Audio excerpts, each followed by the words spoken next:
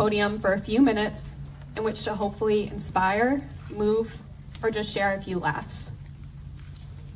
Every year, I wonder what percentage of people who participate in this walk actually knew Norma or Terry, or how many of you know them through the stories we share.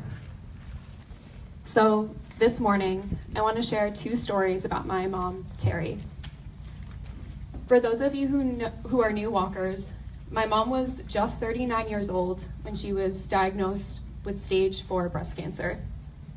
This came as a huge shock since there was no documented family history of the disease. I had just turned 10, my sister 8, and my brother was only 5 years old. She passed away 2 years later. Day, when morale in the house was pretty low. My mom had been sick for quite a while, and it was one of those days in which everything felt just a little less beautiful. My mom had lost quite a bit of weight, so that even though it was warm in the house, she was wearing these very baggy sweatpants. While we were all in this funk, my mother at some point decided that she had enough of our moping. With absolutely no warning, my mom abruptly hiked up her baggy sweatpants as high as she could, way up over her shirt, up to her armpits, giving herself this giant wedgie. She looked hilarious, and this memory always makes me smile. The best part is that she wouldn't even acknowledge the absurdity of it. She would deflect our shock by claiming either that she didn't see anything wrong with how she was dressed, or, to our amusement, that this was always how she wore sweatpants. We couldn't control our laughter and genuinely thought it was the funniest thing to see our polished mother in such unbecoming fashion. She finally admitted how silly it was when we, her children, grabbed sweatpants of our own and in a monkey see, monkey do fashion, wedgied ourselves as well. It was her laughter that gave her away. It was her silliness that lifted the gloom of the day. It was her humor that makes me love her. The last day I saw my mother alive, my father took my siblings and I to the hospice wing of the hospital.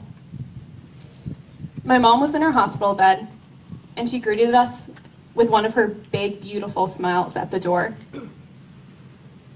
We played hangman, ate lunch, and then, one by one, she took each of us into her hospital bed. When it was my turn, she called my name, and I carefully made my way around the wires to snuggle my mom.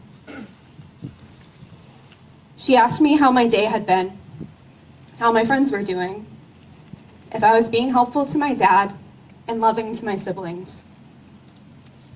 We talked about an upcoming exam, and she assured me I would be okay. When it was time to leave, like ducklings, we lined up to give her a quick kiss and hug. And with that, we were out the door. And that's it. There's no grand epiphany, no indication of weight to this moment. Just a woman being a mother to a daughter. Unfortunately, sometimes the stories we tell aren't as cathartic as we wish they would be. Sometimes you can't help but feel cheated. At times, I'm afraid that people are hesitant to talk to us about our parents, thinking that they don't want us to relive the grief and pain of losing both parents in such tragic ways.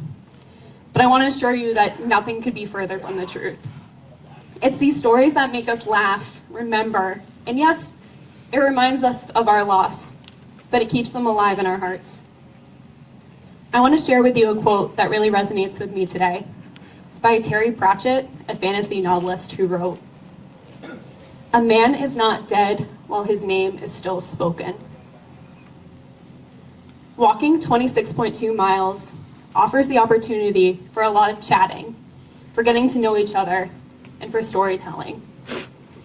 Telling the stories of the people we honor is a great distraction from our blisters and aching sore feet. I hope today that you share stories while you walk, while you eat, while you think. I absolutely want to hear the stories you have to tell. So please stop me while I walk and tell me a funny story about someone you love, the way they hated the taste of black licorice, the way they danced at weddings. Anything you want to tell me, I want to hear. I'd like to end with a special thank you to the co-founders of this amazing foundation, Sandy Maniscalco and the late Norma Logan, as well as all the volunteers who make this event possible. Thanks also to Pat Newborg and Kate Davis for co-chairing this event. We would not be standing here today or accomplished as much as we have as a foundation if it wasn't for your commitment and dedication to this cause. And then on a final note, breast cancer remains the most common cancer diagnosis for US women.